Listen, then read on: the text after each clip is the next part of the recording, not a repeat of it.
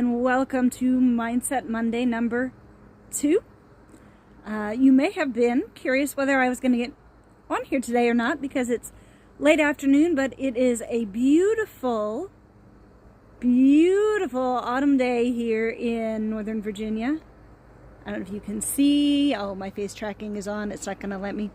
Sorry guys, my software from my camera app, my tracking app, updated like right as I was trying to start this video.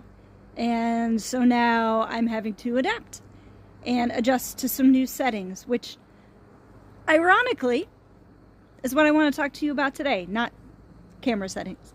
But our topic for today's Mindset Monday is growth mindset.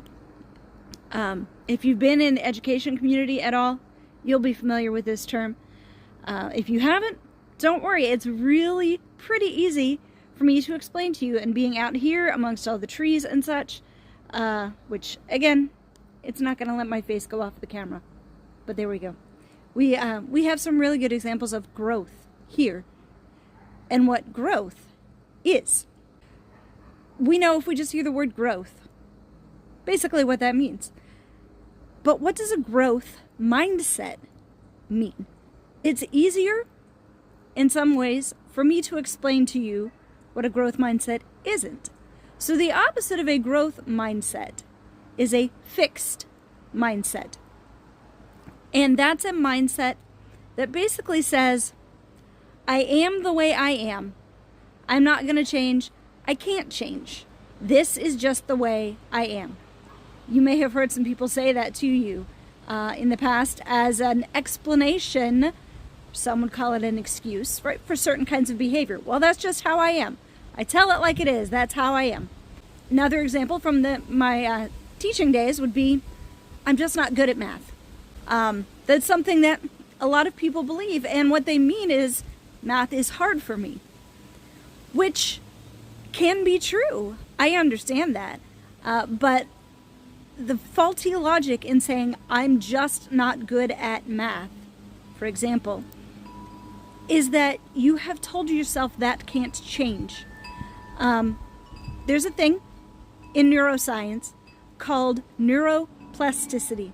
Behavior patterns can be shaped in the nerves in our brain. In those neurons, in those areas, the brain builds pathways.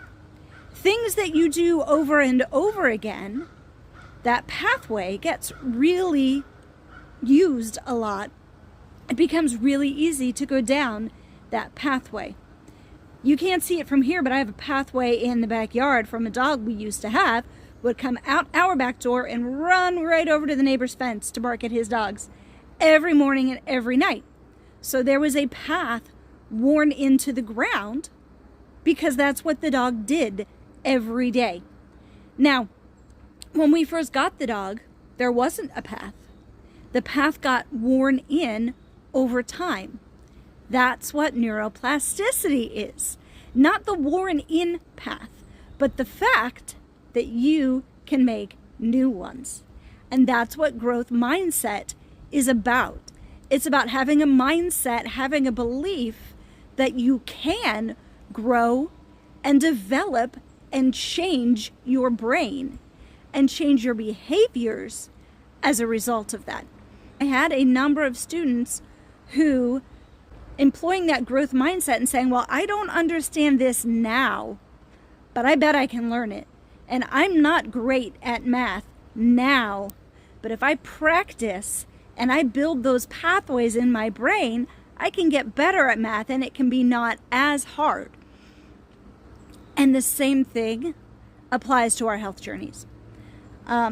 It's somewhat based in that identity that we talked about last week, having identity-based goals instead of outcome-based goals.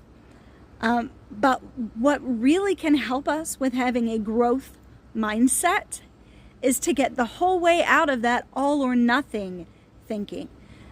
Because if we have the potential for growth, the only thing stopping us is figuring out how to get there. For my dog, the first time he ran through that grass over to the neighbor's fence, the grass all popped right back up. So the first time you try something new It's going to be hard.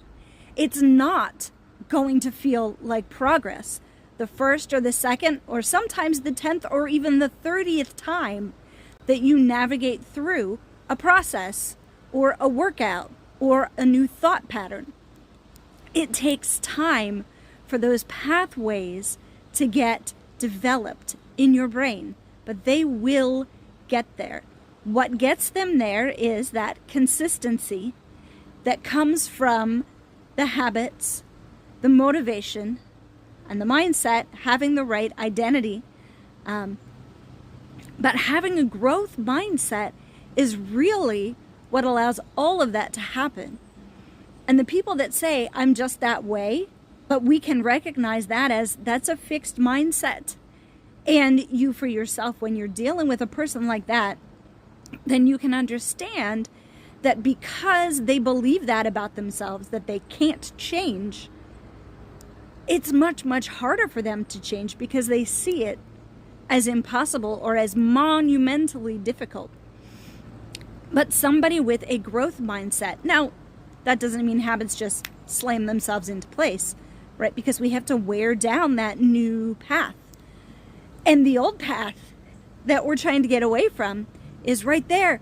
And it looks so easy, and it's probably going downhill. And once the momentum builds, we're back at the bottom of that path where we didn't want to be, right? But when we have a growth mindset, we get up from where we landed, we dust ourselves off, we say, okay, I'm going to go back up the hill, and I am going to choose to try that new path again. Sometimes you'll get partway down the new path, and metaphorically, you'll run into a tree or a log that you've got to get over. You're going to have challenges on the way. But the trick is to see those not as a sign that you better go back the other way, you weren't cut out for this. But see that as a sign that, hey, I'm making progress, because running into resistance is expected when you have a growth mindset. And if that obstacle comes in the form of maybe discovering past trauma, or maybe you're training for something and you discover a dysfunction in your body. When I first started working out several years ago, I ended up with a nerve impingement in my shoulder the first time I tried to do push-ups, and I couldn't lift, and I couldn't even push off the wall because of dysfunction that I had in my body. I wasn't able to do that exercise. But here's the thing. Doing the exercise didn't cause the dysfunction. The dysfunction was there all along. It was a problem in hiding over there in the tall grass where I hadn't walked before. Once I discovered that problem, it took a little while and it was frustrating, but I was able to address and remove that obstacle and move forward. The point of that is my exercising didn't cause the problem. It identified, it allowed me to uncover that problem that I would have eventually had. I was able to deal with it, get it treated, get it addressed without too much disruption to my everyday life. We can use that same approach for our body, for our mind, for our spirit, for our soul. Mind and soul sort of intertwined together there. But growth mindset is actually, speaking of mind and soul and spirit, growth mindset is actually modeled in the Bible. Now, it's not called growth mindset in the Bible, but if you look at Romans chapter 12, verse 2, it says, do not be conformed to the ways of this world, but be transformed by the renewing of your mind. And the second half of that verse, I don't have it right in front of me. I wish I did, but so I don't have it word for word. But what the second half of that verse says is, when you have been transformed by the renewing of your mind, then you are able to test and discern whether something is in the will of God. Whether if there's something that you are trying to make a decision, or you're just living your everyday life needing to respond to different things that are happening around you, right? When you transform by the renewing of your mind, that's with daily prayer, that's with time in the Word, that's with fellowship with the Spirit. When you are transformed by the renewing of your mind, you are able to discern the will of God. But that transformation, the way that it is stated in that verse, is a really, really good spiritual justification for biblical justification for having a growth mindset. The Bible wouldn't tell us to be transformed by renewing our minds if it weren't possible. So there is your Mindset Monday for today on this beautiful October afternoon. Growth mindset means that our brains can evolve, can reshape, can build those new pathways to go where we want to go instead of going where we have always gone. I know we're a little bit longer this week than last week. You can tell, again, this is a topic that I am passionate about. And, real quick, one last thing. If you're on Instagram or Facebook, you saw I posted earlier today.